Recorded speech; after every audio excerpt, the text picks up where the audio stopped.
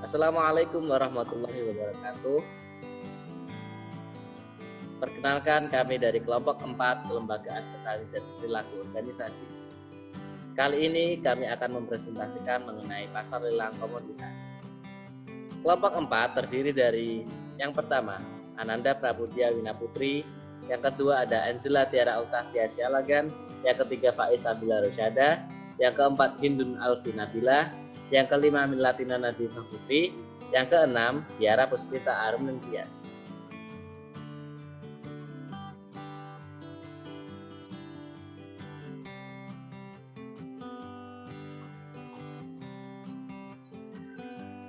Pengertian pasar lelang komoditas. Pasar lelang komoditas merupakan pasar terorganisir dan wahana bertemunya para pembeli dan penjual dengan menggunakan sistem lelang. Pasar lelang komoditas dikembangkan untuk menjadi kegiatan institusi pasar yang dimiliki, dikelola, dan dirasakan manfaatnya oleh peserta lelang, dan diharapkan sebagai bagian dari kegiatan pembangunan ekonomi di daerah. Keberhasilan pasar lelang komoditas sangat ditentukan kesediaan dan kesiapan para stakeholder atau kelompok tani, pemerintah daerah, swasta, perbankan, serta instansi terkait.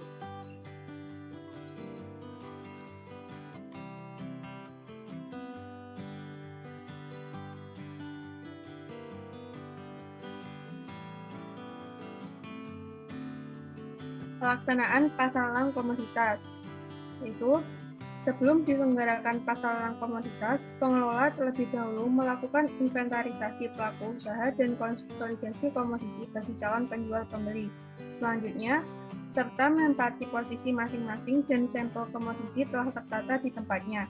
Ketua atau juru lelang membuka jalannya pelelangan dan selanjutnya memimpin jalannya pelelangan. Juru lelang memandu tawar-menawar antara penjual dan pembeli sampai terjadi deal dalam arti adanya kesepakatan harga serta waktu penyerahan dan pembayarannya.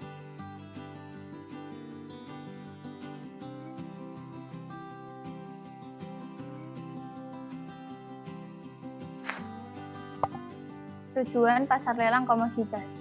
Tujuan yang pertama yaitu menciptakan sistem perdagangan yang baik melalui transparansi mekanisme penentuan harga.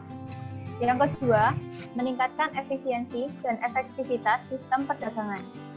Yang ketiga, menciptakan intensif bagi peningkatan mutu serta meningkatkan pendapatan petani produsen. Dasar hukum pasar lelang.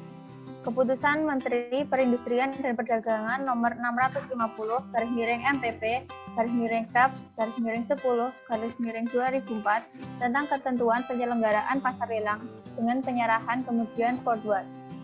Yang kedua, Peraturan Kepala Bapepti Nomor 1/Bapepti/PLL/08/2010 tentang tata cara pemberian persetujuan penyelenggaraan pasar lelang dengan penyerahan kemudian atau forward. Yang ketiga, Peraturan Kepala Bapepti Nomor 2/Bapepti/PLL/08/2010 tentang tata cara pemberian persetujuan lembaga clearing dan penjaminan pasar lelang dengan penyerahan kemudian atau forward. Yang keempat, Undang-Undang Nomor 7 Tahun 2014 tentang Perdagangan. Dan yang terakhir, Undang-Undang Nomor 7 Tahun 2018 tentang persetujuan penyelenggaraan pasar lelang komoditas.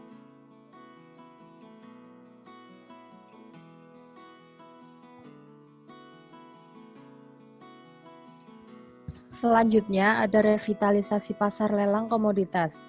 Strategi pengembangan pasar lelang komoditas saat ini diarahkan pada revitalisasi pasar lelang yang mengedepankan kemandirian dan profesionalisme. Nah, dengan adanya revitalisasi pasar lelang, maka akan diterapkan sistem penjamin yang bertujuan menjamin penyelesaian atas transaksi yang terjadi dan mengurangi resiko terjadinya gagal serah atau gagal bayar dalam pelaksanaan pasar lelang.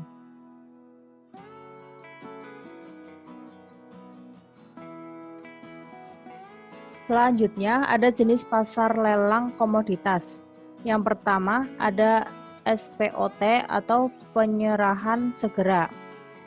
SPOT ini dilakukan dengan penyerahan barang kurang dari 2-7 hari.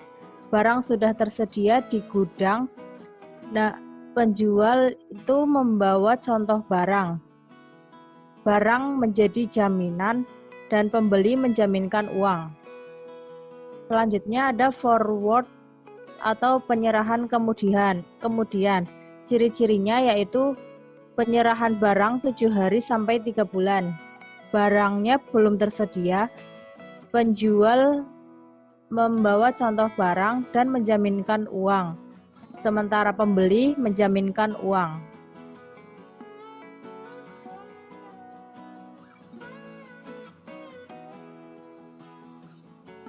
Pasar lelang komoditas yang dibina dan diawasi Bapeti dilaksanakan oleh Dinas Provinsi yang membidangi perdagangan sejak tahun 2003 sampai saat ini dan pihak swasta menggunakan sistem penawaran terbuka atau open outcry dan online. Dasar hukum berupa undang-undang, keputusan menteri, dan SK Kepala Bapeti. Jangka waktu penyerahan komoditas menggunakan sistem spot atau forward. Dibiayai oleh APDN atau dana dekonsentrasi dan APBD serta mandiri. Menggunakan contoh komoditas untuk open outcry, penyelenggaraan pasar lelang didukung sistem aplikasi pasar lelang.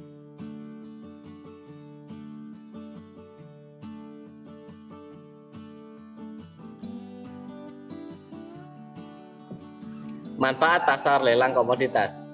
Bagi petani produsen akan memiliki kepastian harga, sehingga memungkinkan mereka merencanakan pola budidaya tanam. Dengan demikian, petani lebih berkonsentrasi untuk meningkatkan kualitas dan produktivitas. Selanjutnya, bagi industri pengolahan, dapat memperoleh jaminan pasokan bahan baku sesuai dengan kapasitas dan rencana produksi. Bagi pedagang ataupun eksportir, akan terlindungi dari kejanggalan pengiriman, karena adanya kepastian pasokan produk. Bagi perbankan, lebih memperoleh keyakinan dalam mendukung pembiayaan penyaluran kredit yang lebih aman, karena adanya jaminan penyelesaian kontrak jual beli.